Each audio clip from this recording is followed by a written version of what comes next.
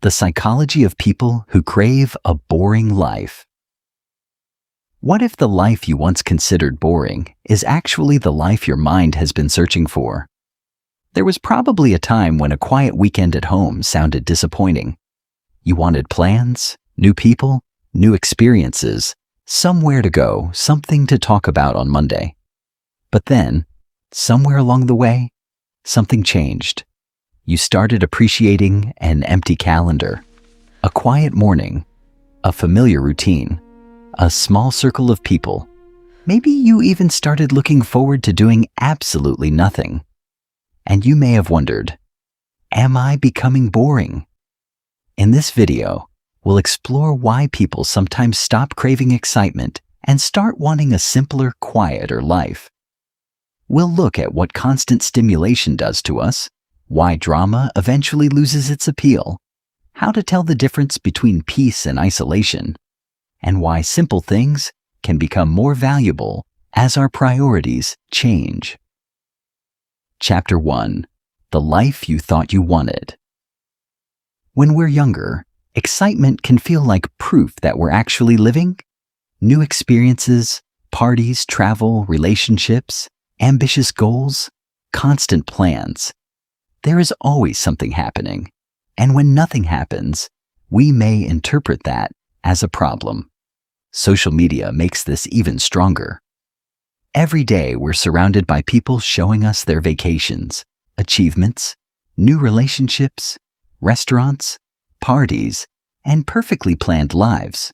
So a quiet life can start to look like a failed life. But there is something we often forget. A life that looks exciting from the outside isn't necessarily a life that feels good on the inside. At some point, many people begin to realize that they don't actually miss the excitement. They miss feeling peaceful. And those are two very different things. Chapter 2. Your brain gets tired of constant stimulation.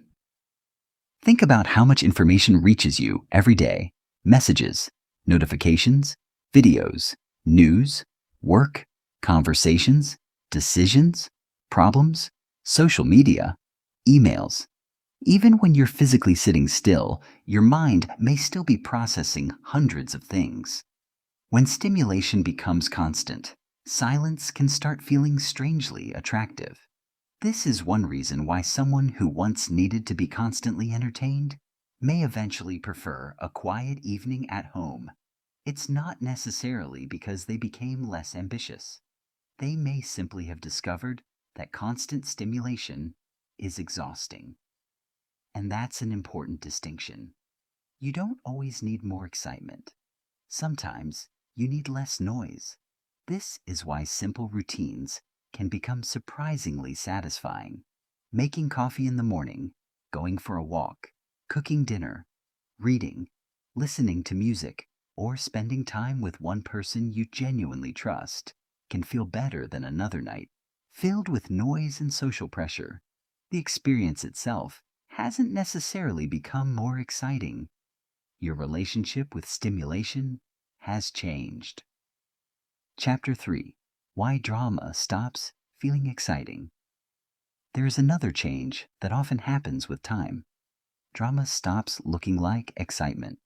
Arguments, unpredictable relationships, constant emotional ups and downs, people who disappear and come back, friendships full of tension, situations where you never know what is going to happen next. At one point, all of this can feel intense and interesting. Later, it can simply feel exhausting. You start realizing that emotional intensity isn't the same thing as emotional connection. A relationship doesn't have to be unpredictable to be meaningful. A weekend doesn't have to be full of events to be memorable. And your life doesn't have to constantly change for you to be growing. Sometimes maturity is simply learning that peace has value. You begin choosing people who make you feel calm instead of people who keep you guessing. You choose conversations that leave you feeling understood instead of drained. You stop confusing chaos with passion. And eventually, you may find yourself saying something you never expected to say. I don't want another exciting night. I just want a quiet one. Chapter 4. Peace or isolation. But here's where we need to be careful. Wanting a quiet life isn't automatically a sign that everything is healthy. There is an important difference between choosing peace and escaping from life. If you enjoy spending time alone, but you can still connect with people, enjoy meaningful relationships, leave the house, try new things, and feel comfortable around others, your desire for a quieter life may simply reflect your priorities. But if you're avoiding everyone because you're emotionally exhausted, afraid of being hurt, or because nothing feels enjoyable anymore, that's something different. The question isn't simply, do I want